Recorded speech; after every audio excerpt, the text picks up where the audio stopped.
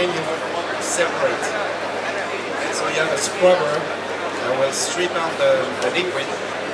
The liquid will go to a liquid pump. Then the gas will go into some sort of gas compressor, and the gas will be compressed. But it will be dry gas, or as dry as it can. Remember, this is going to be subsea. Already topside, when you try to separate, it's hard to get good separation, consistent separation. And dry compressors tolerate very little water, liquid. So you have to be very confident that your separation system is good enough to guarantee that it won't be, I think it's around 1 or 2%. If you introduce more than that, the compressor is going to be dangerous. So that's the reason why we didn't go for that.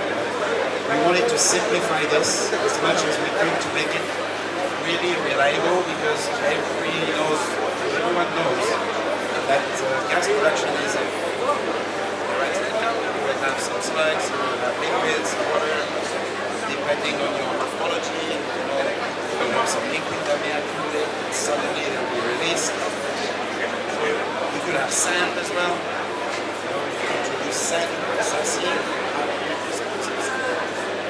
that's another complication. So we wanted a machine that could take all this and still be able to do the job. What we did is just simplify this.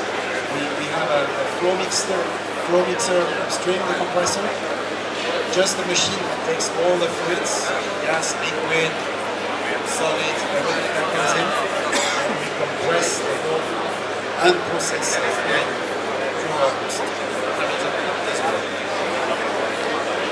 Those are the drivers. This is why Shell's anti-this technology compared to others.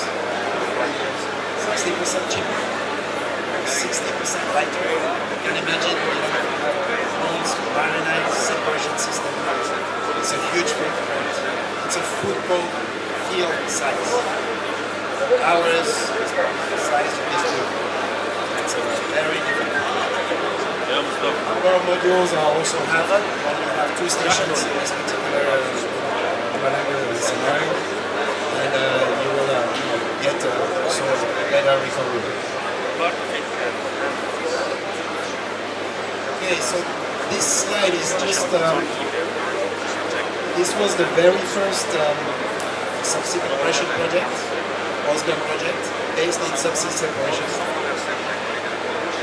Right per kilogram, about 4 watts.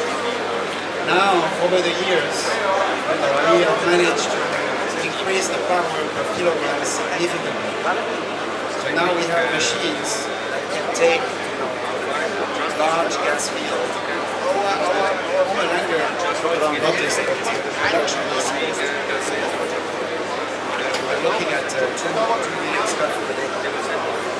This is a large field. A few years ago, during the Osborne time, there was no machine qualified to handle that kind of production.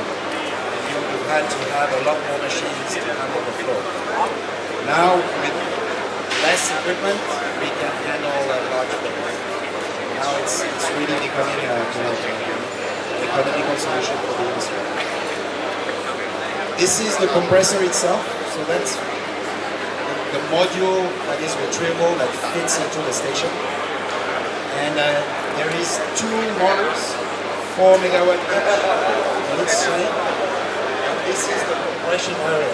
So your fluid comes here, is compressed, and there is 2 impellers. That should always act angry. But here you have 2 shafts that are driven by the motors, and they are contra-rotating. So one set of impellers turn one way, the others the other way, and the net result is a compression between the impellers. That's how we compress the fluids. And this is also why it's tolerant to liquid. Because if you have a twin screw pump, for example, you have no space between the space, so the fluid fluid can pass through, sand can pass through, still be compressed. That's why it's so tolerant to liquid variations. Okay, so this is kind of the last slide.